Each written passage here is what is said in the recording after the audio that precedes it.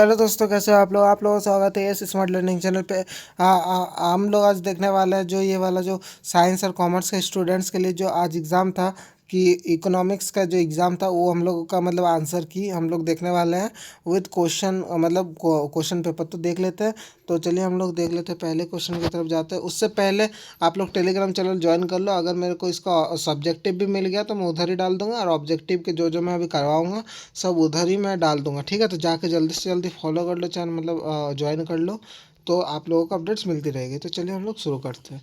तो पहला क्वेश्चन की तरफ हम लोग बढ़ते हैं। तो पहला क्वेश्चन है कि विच of the following is not a factor of production. तो इसका आंसर आपका हो जाएगा, एक आंसर हो जाएगा बी। तो मतलब एक का आंसर हो जाएगा बी, मनी, ठीक है। आगे बढ़ते हैं। आगे ये वाला तो दिया हुआ है, विच ऑफ द फॉलोइंग यूनिट, मतलब यूनिट अटलिटी का कैन बी मैच्योर्ड, ठीक है, मैच्योर्ड। तो इसका 2 नंबर का आंसर हो जाएगा आपका डी। तो देख लेते डी में क्या है, रुपी, ठीक है। तो आगे बढ़ते हैं। आगे है तीसरा नंबर है कि the example of complementary goods in the following are. तो इसका आंसर हो जाएगा आपका कितना नंबर, 3 नंबर का आंसर हो जाएगा बी। तो बी में है पेन एंड इंक। तो आगे बढ़ते हैं। तो आगे है कि the number of frames in permanently competitive market is. तो इसका आंसर, चौथा नंबर का आंसर हो जाएगा डी। तो डी में है लार्ज नंबर। तो ठीक है, आपको दिख नहीं रहा होगा तो अच्छे से स्पष्ट कर लीजिएगा, ठीक है। आगे बढ़ते हैं। मतलब इसके बाद देख लेते हैं। इफ़ द मतलब quality supplied in interested by 15% due to an increment of 10% in the price of goods by a firm, then the supply of goods will be। तो इसका आंसर हो जाएगा, 5वें नंबर का आंसर हो जाएगा आपका डी। तो डी में है आपका इलास्टिक, ठीक है, इलास्टिक। तो आगे बढ़ते हैं। तो आगे दिया हुआ है आपका, आगे देख लेते हैं। आगे है what is the effect of मतलब increase in demand for a good on equilibrium.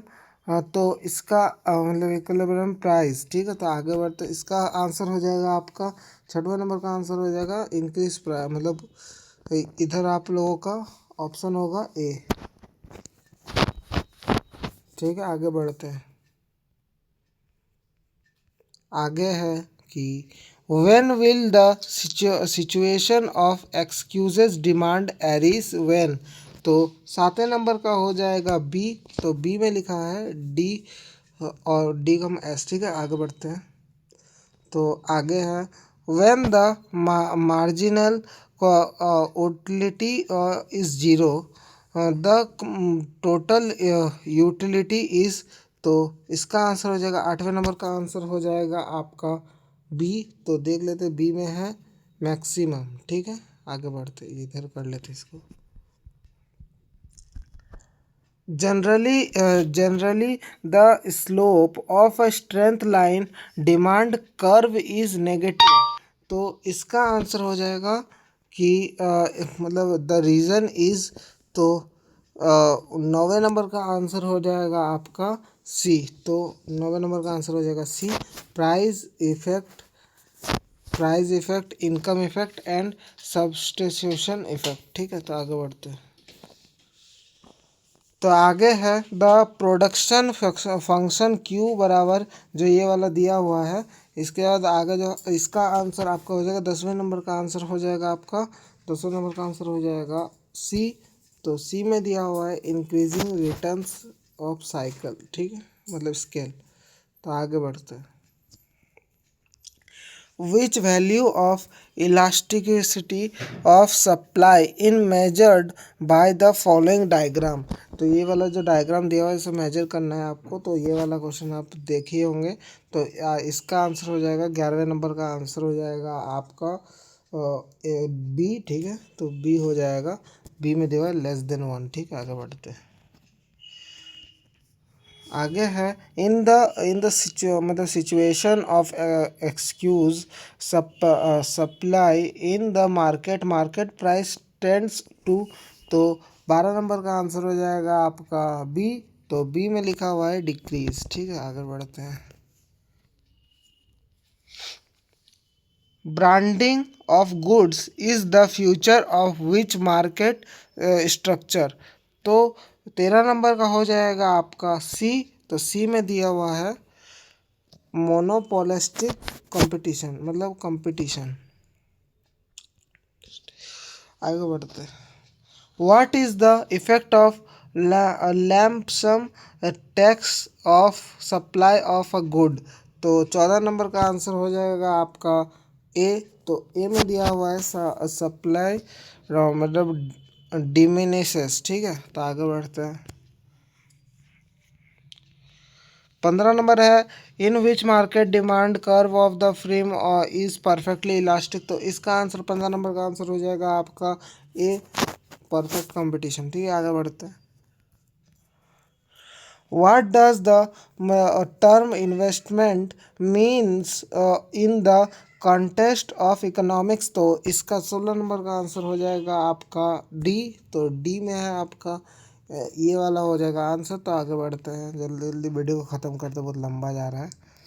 In which direction the flow of factor service take place into sector model of circular flow in income। तो 17वें number का हो जाएगा B. तो B में लिखा हुआ है फ्रॉम हाउस होल्ड इनफॉर्म। तो आप लोग समझ रहे हो कि मैं सब इंग्लिश में पढ़ रहा हूँ, क्योंकि इंग्लिश जो मतलब जो है आप लोगों का हिंदी में, वो आप पढ़ सकते हो, वो आपकी मर्जी। मैं आपको दिखा दे रहा हूँ बस, ठीक है, क्योंकि मैं कल से ऐसा ही कर रहा हूँ कि इंग्लिश में थोड़ा पढ़ दे रहा हूँ बस। ठीक है, तो इसके बाद इसका पीडीएफ टेंशन की बात नहीं, नीचे में डिस्क्रिप्शन में लिंक है, जाके जल्दी से टेलीग्राम चैनल फॉलो कर लो, उधर फटाक से मिल जाएगा। ठीक, तो आगे बढ़ते, आगे दिया हुआ है the old aged pension paid by the government is the part of which of the मतलब फॉलोइंग आर आर्गिजेंट्स। ठीक है, तो 18वां नंबर का हो जाएगा आपका डी। तो डी में लिखा हुआ है पर्सनल इनकम। ठीक है, डी में पर्सनल इनकम है, तो ये वाला हो जाएगा। तो आगे बढ़ते हैं। Which of the following in the universal accepted medium of exchange. तो 19वें नंबर का आंसर हो जाएगा डी, मतलब मनी। ठीक है, डी मनी। तो आगे बढ़ते हैं।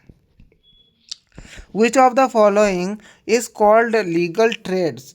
तो आप 20वें नंबर का हो जाएगा आपका बी। तो बी में करेंसी नोट्स। ठीक है, करेंसी नोट्स। आगे बढ़ते हैं।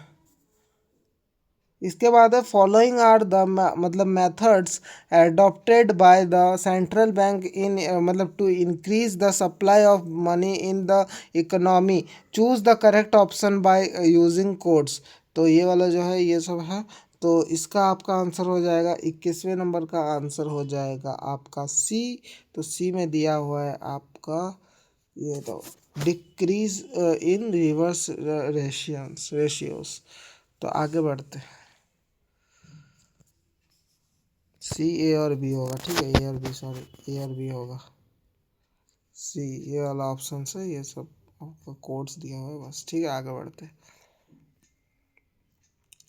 Which of the following is known as paper text. ठीक है, तो इसका आपका आंसर हो जाएगा 22वें नंबर का आंसर हो जाएगा आपका सी।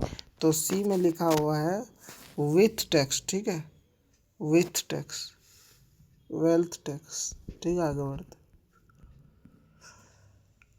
आगे है। If the consumption extraordinary of customers remain unchanged due to charge in income, then what will be the value of MPC। तो इसका आंसर हो जाएगा 23वें नंबर का आंसर हो जाएगा आपका C0। ठीक है,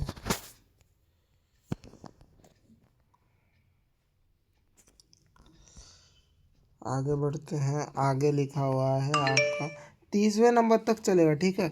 इसके बाद है विच of the following is not a component of aggregate demand, ठीक है। तो इसका 24वें नंबर का आंसर हो जाएगा आपका डी। तो डी में दिया हुआ है एक्सपेंडरी, मतलब एक्सपेंडरी मतलब फाइनेंशियल एसिस्ट, ठीक है। आगे बढ़ते हैं। विच वन इज ट्रू, तो इनमें से कौन सा सही है। तो 25वें नंबर का आंसर हो जाएगा आपका A, M P C plus MPS बराबर 1। आगे बढ़ते हैं। What is foreign exchange rate, तो इसका आंसर हो जाएगा 26वें नंबर का आंसर होगा आपका डी।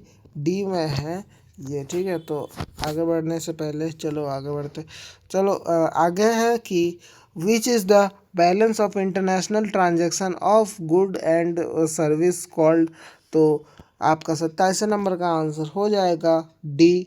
तो आप लोग मिला सकते हो, आप लोग अपना याद करके देखना कौन सा सही है कौन सा नहीं, ठीक है। आगे बढ़ते हैं। 28वां number, what is the difference between revenue मतलब एजिपेटर एंड रेवेन्यू रिसिप्टेड कॉल्ड, तो इसका आंसर हो जाएगा 28वें नंबर का आंसर हो जाएगा आपका डी। तो डी में है ये, चलो आगे बढ़ते हैं। Which is the included in rate tax, मतलब इनडायरेक्ट टैक्स, तो 29वें नंबर का आंसर हो जाएगा आपका सी। चलो आगे बढ़ते हैं। 30वां number, last number, what is the duration of a budget, तो 30वें नंबर का आंसर हो जाएगा ए, एनुअल बजट, ठीक है। हम लोगों ने जितना देखा, कितना देखा, ऑब्जेक्टिव सब देखा, तो कितना, वो हम लोगों ने 30 देखा। और बाद बाकी जो सब्जेक्टिव है वो भी मैं डाल दूंगा। तो आप लोग क्या करना, चैनल के मतलब ये वीडियो के नीचे आपको तो इंस्टाग्राम, व्हाट्सएप, टेलीग्राम सबका दिख रहा होगा चैनल, तो आप लोग जाकर फॉलो कर लेना। इसके बाद हम लोग उधर बहुत कुछ डालते हैं और बहुत कुछ करते हैं, तो ये सब आप देख ही सकते हो। इन सब का आंसर आपने लिखा होगा, तो नहीं लिखा है तो आप कोई बात नहीं, आप मेरे को कमेंट कर सकते हो, तो इसके मैं सब्जेक्टिव का भी वीडियो ला सकता हूँ, ठीक है। तो चलिए मिलते हैं किसी और वीडियो में। मेरी वीडियो ऑलरेडी लंबी हो चुकी है। थैंक यू फॉर वॉचिंग, नए हो तो सब्सक्राइब कर देना। Thank you for watching.